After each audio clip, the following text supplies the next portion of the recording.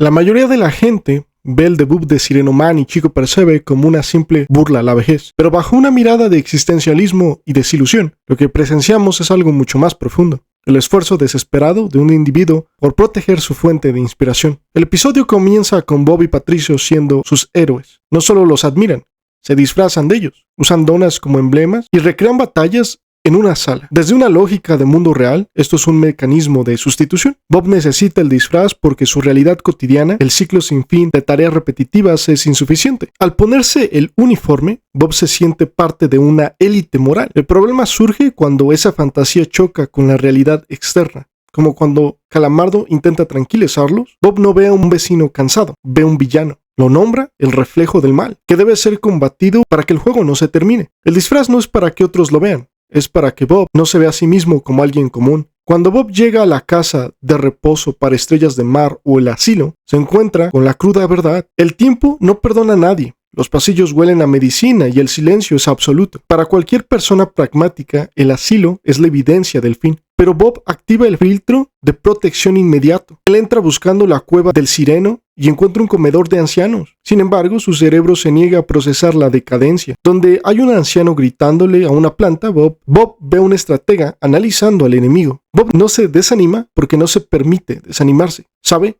a un nivel subconsciente, que si acepta que Sireno Man es solo un hombre confundido, su propia motivación para seguir adelante se desmoronaría. Hablemos del bote móvil invisible. Lo más increíble es cómo Bob ignora el hecho de que el auto pintado es inútil. Para él, ver la pintura es suficiente para alimentar su psicosis heroica.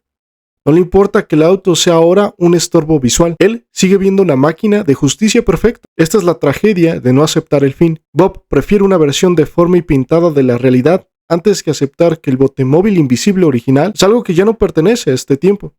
Al pintar el auto, Bob y Patricio se convierten en los arquitectos de su propia mentira. No están salvando a sus héroes, están construyendo una escenografía para que el teatro de la negación pueda continuar un día más. Es la representación de cómo nos aferramos a ideas que nos lastiman solo porque la alternativa, el vacío, es mucho más aterradora. El punto más oscuro del episodio es cuando Sireno Man y Chico Percebe, hartos del acoso, intentan destruir a Bob y Patricio usando sus poderes. Les lanzan ataques reales, con la intención clara de alejarlos o lastimarlos. Es un rechazo violento. Sin embargo, aquí la incapacidad de ver la realidad de Bob alcanza un nivel de psicosis heroica. Él no ve a dos ancianos furiosos tratando de echarlo. Él ve una misión de entrenamiento. Transforma la agresión en una prueba de valor.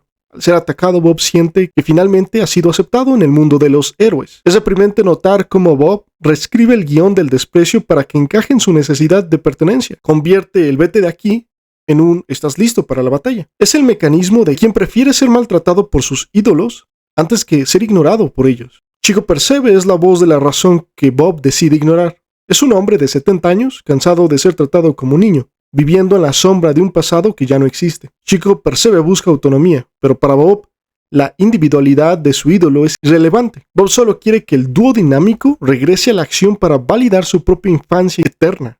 Al final, Bob no busca salvar a la ciudad, busca salvar su propia percepción del mundo. Si ellos regresan, aunque sea por un minuto en una cafetería, Bob puede convencerse de que el tiempo no ha ganado. Es la resistencia final contra la mediocridad existencial.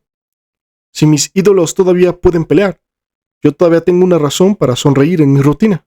Bob no es solo un optimista, es el símbolo de una sociedad que prefiere la alucinación colectiva antes que aceptar los hechos crudos de su día a día. Para Bob, aceptar que sus héroes han envejecido no es solo un dato biológico, es una amenaza a su propia estructura mental. Si ellos caen, su mundo se vuelve un lugar ordinario y deprimente. En este análisis, hemos diseccionado cómo Bob utiliza el disfraz, el sueño y la distorsión del rechazo para no enfrentarse a la realidad del asilo. Bob Esponja vuelve a casa feliz, no porque haya salvado a nadie, sino porque logró evitar la desilusión un día más.